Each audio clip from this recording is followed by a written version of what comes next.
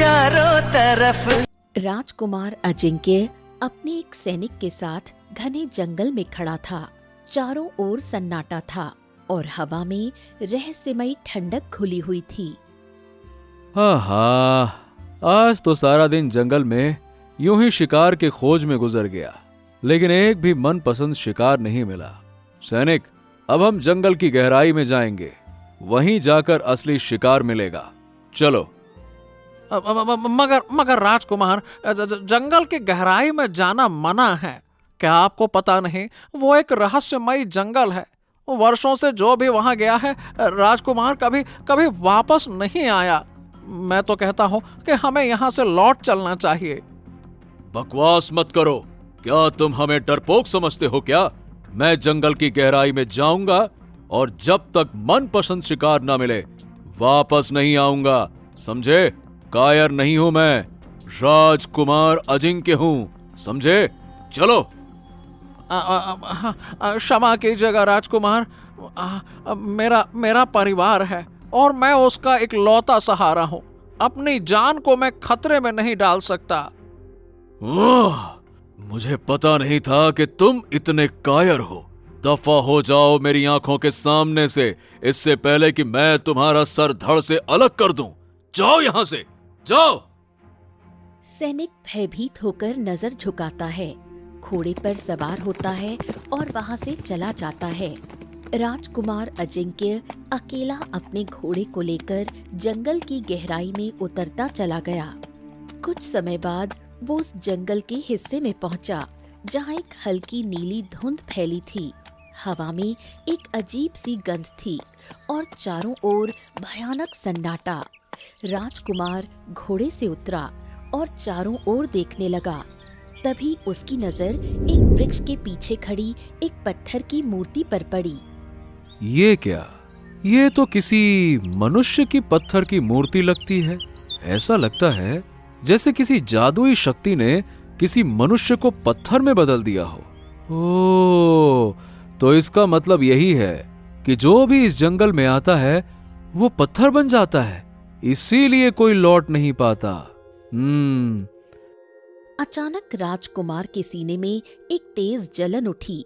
उसे प्यास लगने लगी। वो इधर उधर देखने लगा और उसे थोड़ी दूर पर एक तालाब दिखाई दिया।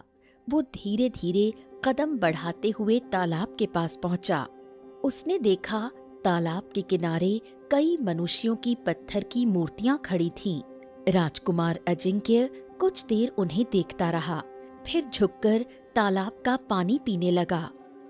जैसे ही उसने पानी पिया और जाने को मुड़ा, अचानक तालाब से रंग बिरंगी किरणें उठीं। उन किरणों के बीच एक विशाल सुनहरे पंखों वाला पक्षी प्रकट हुआ, जो आम पक्षियों से कहीं बड़ा था। तुम बड़े निडर लगते हो राजकुमार, जानते हुए भी कि ये रहस्यमयी जंगल है, फिर भी तुम यहाँ चले आए। पक्षी के मुंह से इंसानी आवाज सुनकर राजकुमार अजिंक्य स्तब्ध रह गया, पर वो राजवंश का योद्धा था। भय उसके स्वभाव में नहीं था। तू चाहे कोई राक्षस हो, पिशाच हो या कोई जादूगर, अगर तुझे लगता है कि मैं डर जाऊंगा तो ये तेरी भूल है। लगता है कि ये पूरा जंगल ही तेरे कारण रहस्यमयी बना हुआ है। तू ही मनुष्यों को पत्थर में बदल देता होगा, है ना? तू मेरा मुकाबला नहीं कर सकता राजकुमार। मनुष्य मेरी शक्ति को कभी नहीं झेल सकते।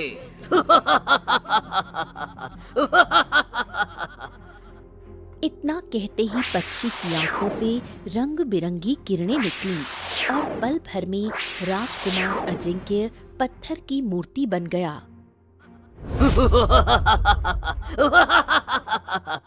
मूर्ख राजकुमार, इतना भी नहीं समझा कि कभी कभी बहादुरी भी विनाश का कारण बन जाती है। ये कहकर वो पक्षी रंगीन धुएं में बदल गया और हवा में विलीन हो गया।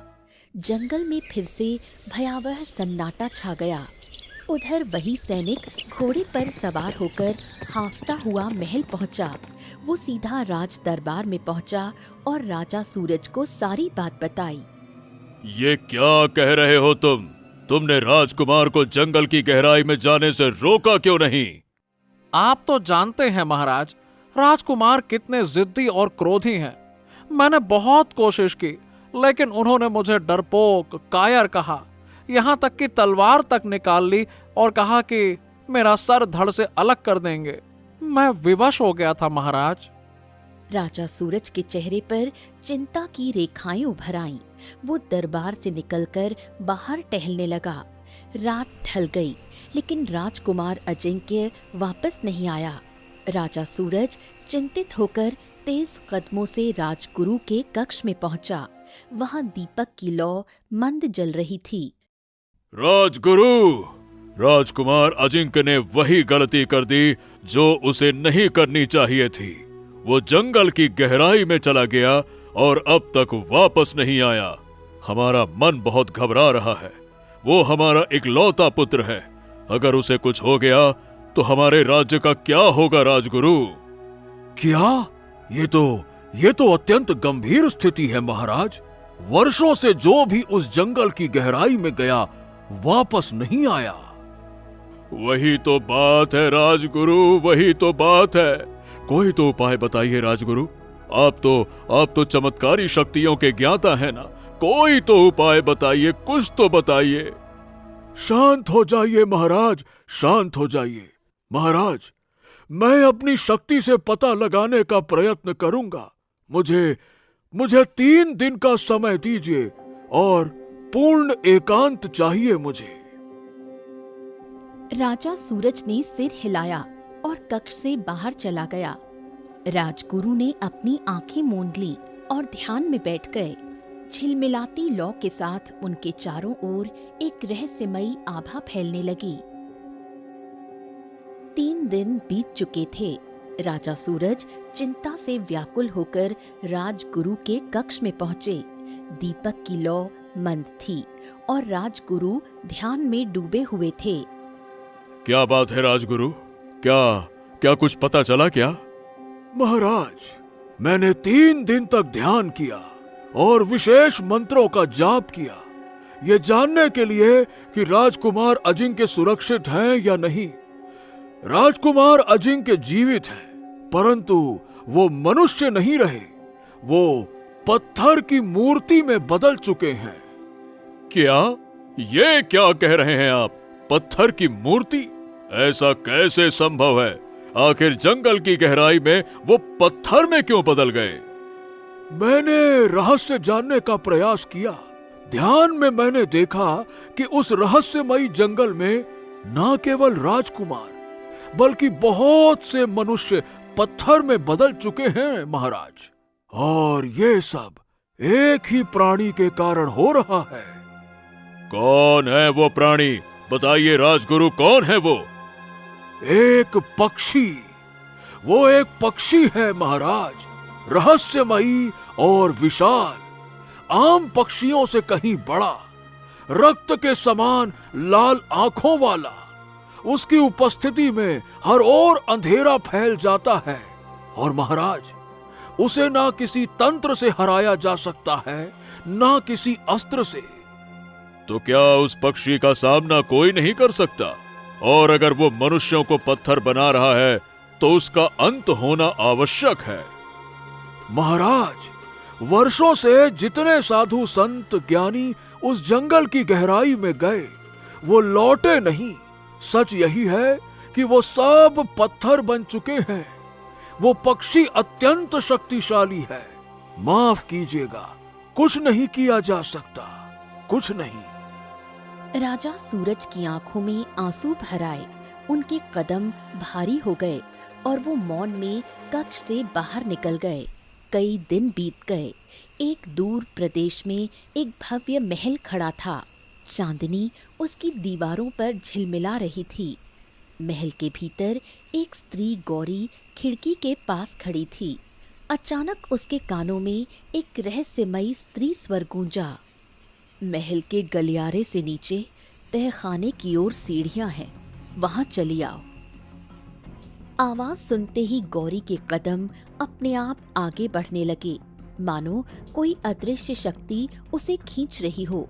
वो गलियारे से गुजरती हुई नीचे की ओर बढ़ी, जहां अंधेरे में पत्थर की सीढ़ियां थीं। गौरी सीढ़ियां उतरती चली गई। नीचे पहुंचकर उसने देखा एक कारागार था और उस कारागार में एक अत्यंत सुंदर स्त्री बंद थी। उसके हाथ में पुराना चांदी का बना एक चमकदार खंजर था। राजकुमारी, तुम्हें यहाँ आना ही था। राजकुमारी? नहीं, मैं कोई राजकुमारी नहीं हूँ। मैं यहाँ कैसे आ गई? तुम राजकुमारी हो गौरी, और हमेशा रहोगी। बस अभी तुम्हें सब याद नहीं। मुझे ढूंढो और उसका अंत करो। इतना कहते ही गौरी की आंखें झटके से खुल गईं। उसका शरीर पसीने से भीगा हुआ था। वो हाँफ रही थी। तभी उसकी नजर अपने छोटे भाई अर्जुन पर पड़ी, जो बुरी तरह खांस रहा था। अर्जुन, अर्जुन, क्या हुआ तुम्हें? गौरी ने उसका माथा छुआ। अर्जुन को तेज बुखार था। तुम्हें बहुत तेज बुखार है, चलो मैं तुम्हें वैद्य के पास ले चलती हूँ। गौरी अर्जुन का हाथ पकड़कर गांव के वैद्य के घर पहुंची। वैद्य जी, मेरे भाई को क्या हुआ है? ये कई दिनों से बीमार है। चिंता मत करो, अभी इसका ताप थोड़ी कम हो जाएगा। यह जड़ी बूटी ले लो, लेकिन ये रोग जल्द ही लौट आएगा। इसका असली इलाज एक विशेष जड़ी बूटी से हो सकता है। कैसी विशेष जड़ी बूटी वैद्य जी? वो जड़ी बूटी जंगल की गहराई में उगती है, जिसे लोग रहस्यमयी जंगल कहते हैं। उसका रंग लाल होता है और वो रंग बिरंगी रोशनी से चमकती है। वो अक्सर किसी तालाब के किनारे उगती है, पर हाँ, वहां जाने वाला कोई कभी वापस नहीं आता। तो फिर वो जड़ी बूटी कैसे मिलेगी? उसका एक और मार्ग है। केशव नगर राज्य में एक बड़ा औषधालय है। वहां ये जड़ी बूटी रखी हुई है, परंतु वो बहुत महंगी है। कम से कम 9 सोने के सिक्के देने होंगे, तब जाकर मिलेगी। 100 सोने के सिक्के? मैंने तो 5 सिक्के भी अपने जीवन में नहीं देखे। इतने सिक्के कहाँ से लाऊंगी? अब देखो मैंने तुम्हें उपाय बता दिया। अब निर्णय तुम्हारा है कि तुम्हें क्या करना है। हाँ। गौरी की आंखों से आंसू गिर पड़े। वो चुपचाप अपने बीमार भाई का हाथ थामे घर लौट आई। गौरी जैसे ही घर लौटी, दरवाजे पर उसकी पड़ोसी गंगा मौसी खड़ी थी। गौरी, मैंने देखा था कि तू अर्जुन को वैद्य के पास ले जा रही थी। क्या वो अभी तक ठीक नहीं हुआ? अब आपको क्या बताऊं मौसी, कुछ समय पहले माँ बाप छोड़कर चले गए। छोटे भाई की जिम्मेदारी मेरे ऊपर आ गई। न जाने उसे कैसी बीमारी लग गई है, जो ठीक होने का नाम ही नहीं ले रही। ऊपर से मेरा अजीब सपना, जिसने मेरा जीना हराम कर रखा है। सपना? कैसा सपना बेटी? कुछ समय से मुझे बहुत विचित्र सपना आता है। सपने में मैं खुद को राजकुमारी के रूप में देखती हूँ। एक अजीब महल और उसमें एक बंदी गृह, जहाँ एक सुंदर स्त्री कैद है। उसके हाथ में एक पुराना चांदी का खंजर होता है। वो मुझे देखती है और कहती है, मुझे ढूंढो और उसका अंत करो। फिर मेरी आंख खुल जाती है। गंगा मौसी कुछ पल मौन रही। शायद तू चिंता ज्यादा कर रही है गौरी, इसी वजह से ऐसे सपने आ रहे हैं। वैद्य जी ने क्या कहा? अर्जुन कब तक ठीक होगा? वैद्य जी बोले कि उसके रोग का इलाज केवल एक विशेष जड़ी बूटी से ही होगा, जो रहस्यमयी जंगल की गहराई में उगती है या फिर केशव नगर राज्य में मिल सकती है, पर 100 सोने के सिक्कों में। मौसी, मैं इतने सिक्के कहाँ से लाऊं? और जंगल में कौन जाए? वहाँ से तो कोई लौटता ही नहीं। गंगा मौसी कुछ देर सोच में डूबी, फिर गंभीर स्वर में बोली, एक काम कर बेटी, मुखिया के पास जा, उससे मदद मांग। हमारा गांव संपन्न है। अगर हर घर से एक एक सोने का सिक्का मिल जाए तो 100 सिक्के इकट्ठे हो जाएंगे। तेरा भाई बच जाएगा। गौरी को गंगा मौसी की बात पसंद आई। वो सीधा गांव के मुखिया के घर पहुंची। मुखिया जी, मेरी मदद कीजिए। मेरा भाई बहुत बीमार है। वैद्य जी ने कहा है कि उसे बचाने के लिए 100 सोने के सिक्के चाहिए। अरे तुम पागल वागल हो गई हो क्या? तुम्हें कोई एक सिक्का भी क्यों देगा? नहीं तो। मेरे भाई की जिंदगी का सवाल है मुखिया जी। मुखिया, जो एक क्रूर स्वभाव का व्यक्ति था, मुस्कुरा कर बोला, अगर तुझे अपने भाई से इतना ही प्रेम है तो चली जाना जंगल की गहराई में। वहीं से वो जड़ी बूटी लेकर आ जा। वहां तो तुझे मुफ्त में मिल जाएगी।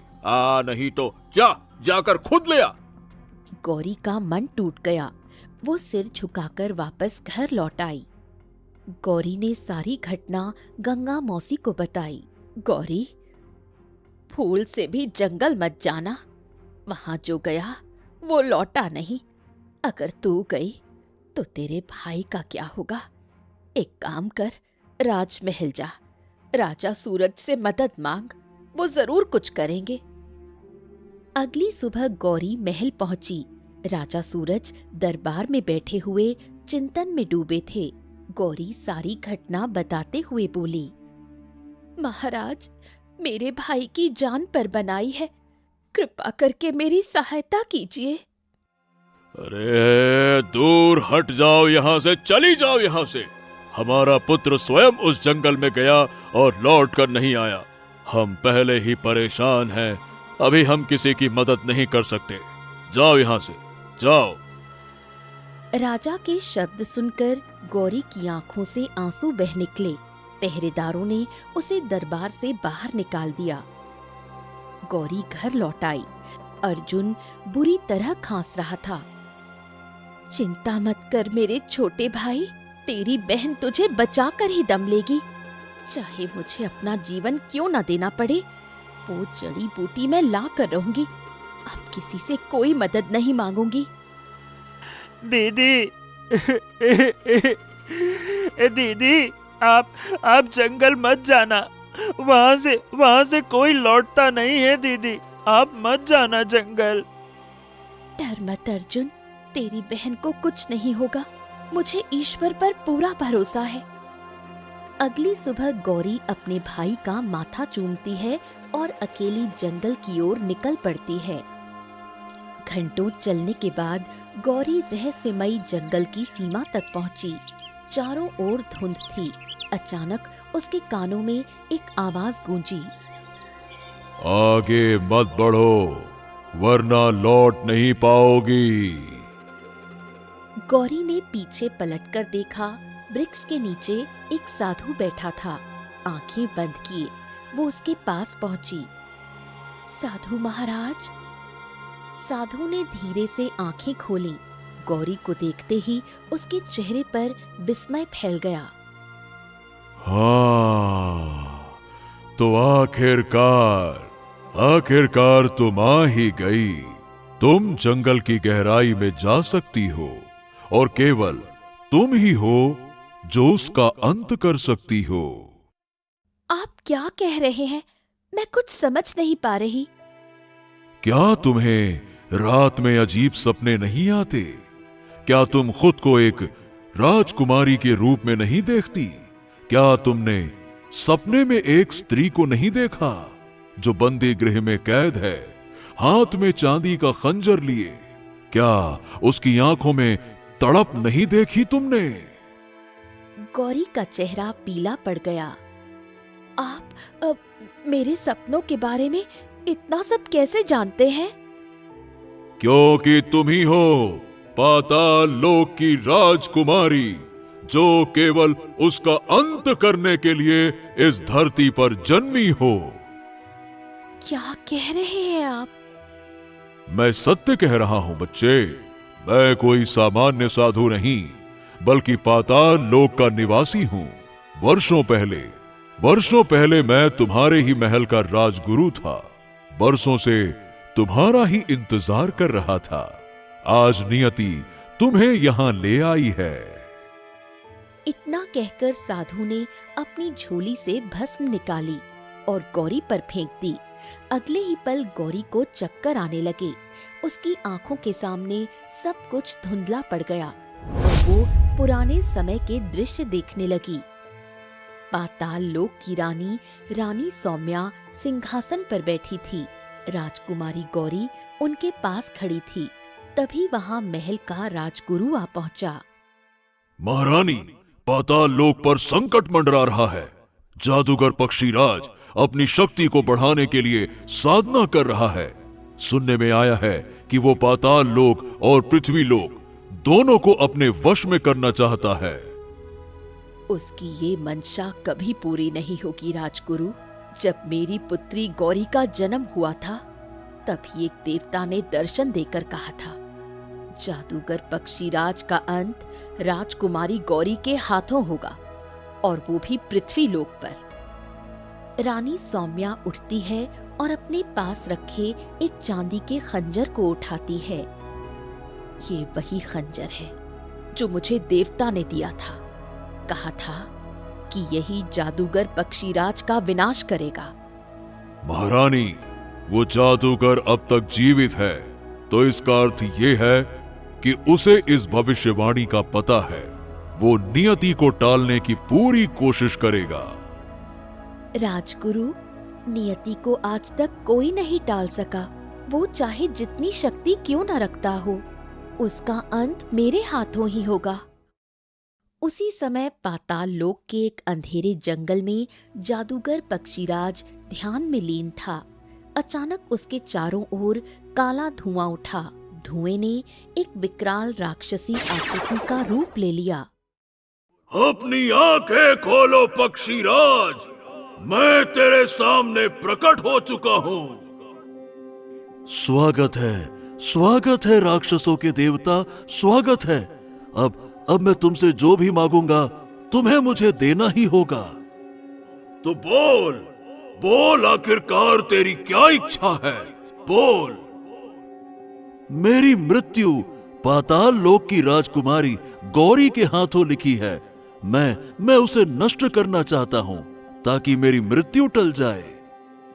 मूर्ख, मृत्यु को कोई नहीं टाल सकता। ये ब्रह्म का नियम है। कोई और वर मांग, कुछ और मांग तू। तो तेरा सारा बल व्यर्थ है क्या? तू राक्षसों का देवता कहलाता है और अपने भक्त की ये छोटी सी इच्छा भी पूरी नहीं कर सकता। जाओ, मुझे तुमसे वरदान की कोई आवश्यकता नहीं है। अरे जाओ। ये सुनकर राक्षस देवता के नेत्र अग्नि की तरह जल उठे। ठीक है, तुझे वरदान देता हूं कि तू राजकुमारी गौरी को मारने में सफल होगा, पर याद रख, यदि तेरी मृत्यु उसके हाथों लिखी है, तो वो नियति कभी नहीं टलेगी। जब मैं उसे ही समाप्त कर दूंगा, तो फिर मेरी मृत्यु कैसे होगी? राक्षस देवता काले धुएं में विलीन हो गया और जादूगर पक्षीराज की आंखों में एक भयानक हंसी चमक उठी। अचानक महल का आकाश अंधकार में डूब गया। जादूगर पक्षीराज काले बादलों में लिपटा सिंहासन कक्ष में प्रकट हो गया। रानी सौम्या, राजकुमारी गौरी और राजगुरु स्तब्ध रह गए। पक्षीराज, तूने अपने अंत को बुला लिया है।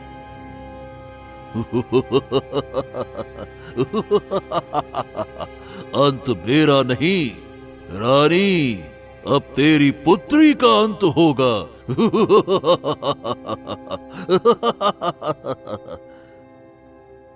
यदि तू इतना शक्तिशाली है, तो मेरा सामना कर। मैं पीछे नहीं हटूंगी। सामना? तू मेरी मृत्यु का कारण बनेगी ना? अब देख, कैसा जादू है मेरा।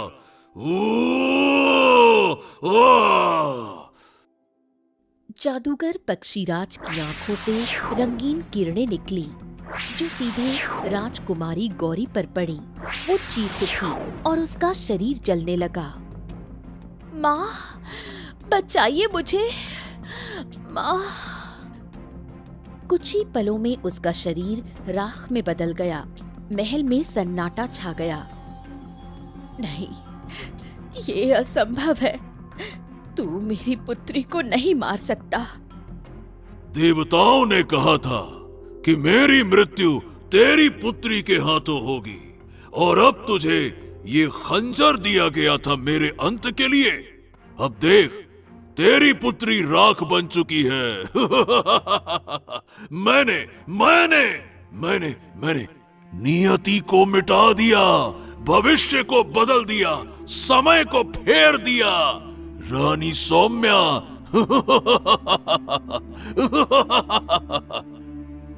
पक्षीराज ने राजगुरु की ओर देखा। ओए राजगुरु, अब तू बता, क्या तू मेरे साथ रहेगा या इसके साथ मरेगा? राजगुरु ने अपनी आंखें बंद की और एक तेज चमक के साथ वहां से गायब हो गए। भाग गया डरपोक कहीं का। अगले ही पल उसने रानी सौम्या को कैद कर लिया। उन्हें लोहे की जंजीरों में बांध दिया गया।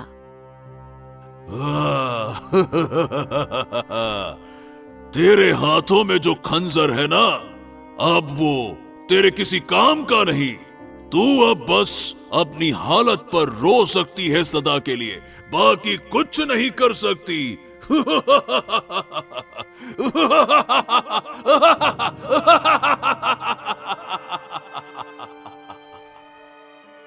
पक्षीराज के ठहाके से पूरा पाताल लोक कांप उठा। गौरी अचानक होश में आ गई। उसके चेहरे पर आंसू थे और मन में अतीत की सारी यादें लौट आईं।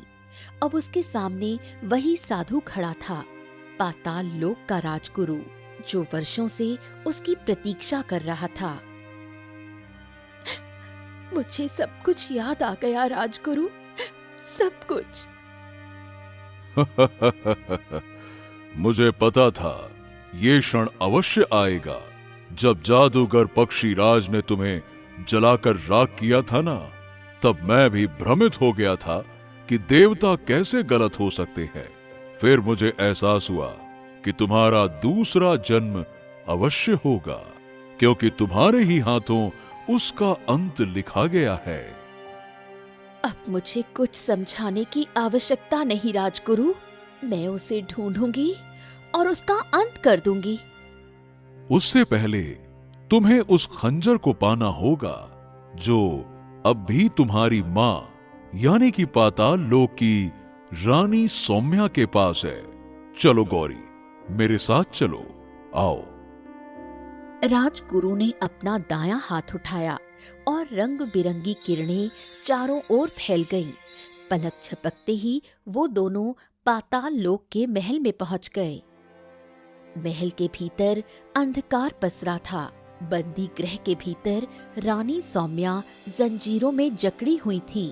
अब उनके हाथों में वही चांदी का खंजर था जो समय की आंधियों से काला पड़ चुका था। मुझे विश्वास था तू अवश्य आएगी मेरी बेटी। देवता गलत नहीं हो सकते। महारानी, ये वही राजकुमारी हैं। अब ये पृथ्वी लोक में जन्मी हुई मनुष्य हैं। कृपया करके इन्हें वो खंजर दे दीजिए ताकि ये पक्षी राज का अंत कर सकें। जाओ मेरी पुत्री, ये वही अस्त्र है जो तेरी नियति से जुड़ा है। अब इसका उद्देश्य पूरा करो। गौरी ने खंजर थामा और उसकी आंखों में ज्वाला चमक उठी। राजगुरु ने उसका हाथ पकड़ा और दोनों पुनः पृथ्वी लोक में प्रकट हो गए। तालाब के किनारे मौन पसरा था। चारों ओर फैली पत्थर की मूर्तियां हवा में भी भय का आभास दे रही थीं। ये तो हमारे राज्य के राजकुमार अजिंक्य हैं। हाँ, यही वो स्थान है जहां जादूगर पक्षी राज का वास है। सावधान रहना राजकुमारी। अचानक वातावरण में रंगीन किरणें चमक उठीं और उनके मध्य से विशाल पंख फैलाए एक सुनहरा पक्षी प्रकट हुआ। असंभव, असंभव, असंभव! तुझे तो मैंने पहले ही राख कर दिया था, फिर ये कैसे हो सकता है? तेरी यही भूल थी पक्षीराज। तूने नियति को चुनौती दी और नियति तुझसे बड़ी है। ये वही राजकुमारी हैं जो अब मनुष्य बनकर लौटी हैं तेरे अंत के लिए। तू मुझे मार देगी? असंभव, असंभव, असंभव! अचानक पक्षीराज के शरीर में भयंकर कंपन हुआ। वो रंग बिरंगी किरणों से घिर गया और मनुष्य रूप में परिवर्तित हो गया। अब वो एक शक्तिशाली जादूगर के रूप में सामने था। अब ये संसार तुझसे मुक्त होगा। जैसे ही उसने खंजर उठाया, उससे बिजली की किरणें फूट पड़ी और सीधी जादूगर पर गिरी। पल भर में उसका शरीर अग्नि में बदल गया। वो चीखता रहा, पर नियति अटल थी। नहीं, नहीं, नहीं, नहीं, ये संभव नहीं है। नहीं, नहीं!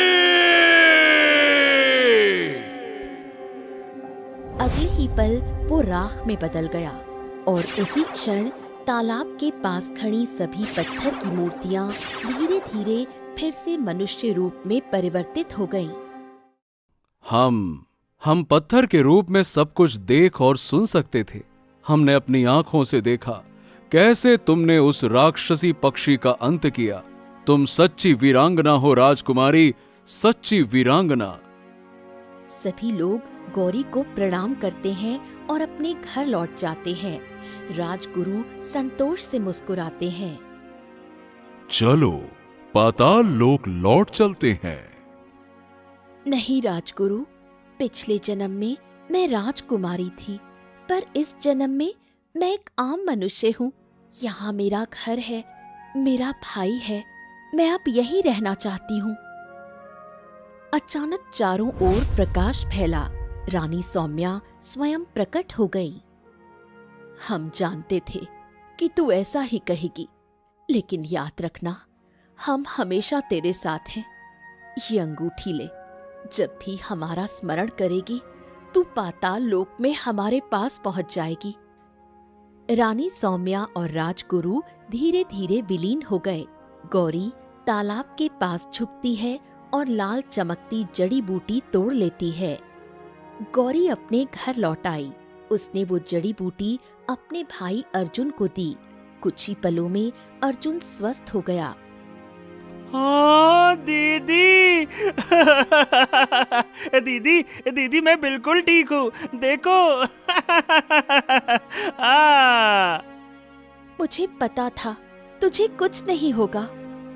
तभी राजा सूरज और राजकुमार अजिंक्य वहां आ पहुंचे। गौरी, गौरी, गौरी! तुमने मेरे पुत्र और पूरे राज्य को उस श्राप से मुक्त किया। हम चाहते हैं कि तुम हमारे महल की बहू बनो। हाँ गौरी, बताओ, क्या तुम सच में मुझसे विवाह करोगी? राजकुमार, ये तो मेरे लिए सम्मान की बात होगी। अगले दिन राजकुमार अजिंक्य और गौरी का विवाह धूमधाम से संपन्न हुआ। सारा राज्य उल्लास में डूब गया।